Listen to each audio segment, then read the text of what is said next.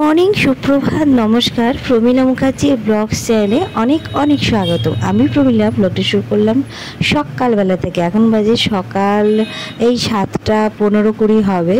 শান্তনু বাজার গেল আর আমি তো রান্না বসিয়ে দিয়েছি। তো ভাত ডালটা আমার হয়ে গেছে, এখন আলু ভাজা করছি। আর ও বাজার থেকে কি আনে দেখি। এই যে এখন সব সবজিপাতি কেটে সবজি বলতে পেঁয়াজ রসুন কেটে রেখেছি, যা আনবে তাই হবে। তো চিকেন এনেছে, তো চিকেনটা ঝটপট করে ম্যারিনেট করে নিলাম, আলু কেটে নিয়েছি। এবার চিকেনটা শেক করে নেব। তো এই চিকেনটা আমরা একবারে সকালে খাবো না, দুপুরে খাবো আর রাতে এক পিস করে রেখে দেবো। তো সেই জন্যেই, কারণ এখন যেহেতু সকালে যাচ্ছে এই যা, তা ওই সকালে 2 পিস রাতে 1 পিস এইভাবে খাওয়া হবে। তো ওকেও দিয়ে দেবো 2 পিস আর রাতে 1 পিস করে। আমি ছেলে শান্তনু এরম যেভাবে খাই তো সেইভাবেই। তো যাই হোক, চিকেনটা এখন রান্নাটা সেরে নিচ্ছি আলুগুলো দিয়ে। তো পেঁয়াজ রসুন আদা শুকনো লঙ্কা বাটা এগুলো সব দিয়ে করছি। আর সাইডে গরম জল চাপিয়ে দেবো। আর এটা একটু কষা কষা টাইপের করবো, হালকা একটু গ্রেভি রাখবো, কারণ ডাল করেছি যেহেতু, আলু ভাজা ডাল দিয়ে মা ছেলেতে সকালটা খেয়ে নেবো। শান্তনুকেও আলু ভাজা ডালটা দেবো। মাংসের ঝোল তো করি না, কারণ আমার মাংসের ঝোল কেউই খুব একটা বিশেষ করে চিকেনের ঝোল কেউ খুব একটা পছন্দ করি না।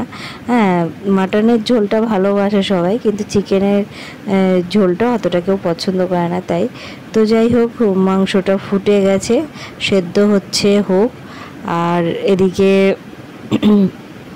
আমার ভাত ডাল আলু ভাজা এগুলো তো হয়েই গেছে বললাম। তো রান্নাবান্না কমপ্লিট। আজকে এই বাটিটাতে যেটা আগে ভাত করতাম সেটাতে রাখলাম। তো এটা তো সব কিছু রাখা যায়, সবজিপাতি যাই রান্না করি না কেন। তো এবার ওকে প্যাক করে দেবো। বন্ধুরা, ছাদে চলে এসেছি সামনের মন্দিরে। ওইখানে দেখো রথ, আজ তো রথযাত্রা। সবাইকে রথযাত্রার শুভেচ্ছা অভিনন্দন ভালোবাসা জানালাম। এ দেখো, দেখতে পাচ্ছি কিনা জানি না, একদম গাছের আড়ালে। এই দেখো, এই যে তো এখানে একদিন ভগবদ্গীতা পাঠ করা হয়। তো গাড়ি বাসে যে আওয়াজ শুনতেই পাচ্ছ, আমার কথা শুনতে গিয়ে একটু অসুবিধা হতে পারে, ওই জন্যে সরি তোমাদেরকে। আর আজকে তাড়াতাড়ি চলে এলাম, রান্নাবান্নাটা সেরেই ছাদে চলে এসেছি। আগে আমি জামা কাপড়টা কেচে নিই, দিয়ে মেলে দেবো, একটু টাইম নষ্ট করবো না। এদিকে কারেন্ট চলে গেছে, খুব সমস্যা হয়ে গেছে। কারেন্ট চলে গেলে বাজে ব্যাপার হয়ে যায় সব কিছুতেই। যাই হোক, তোমাদের আরেকবার কৃষ্ণচূড়া ফুলগুলোকে একটু দেখাই, কি ভালো লাগে বলো। কাদের কাদের ভালো লাগে কৃষ্ণচূড়া ফুল একটু কমেন্টে জানিও। তোমরা দেখছো, আবারও বলছি, কমেন্ট করো না কেন জানি না, ভালো লাগা মন্দ লাগাটা তো জানতে ইচ্ছা করে।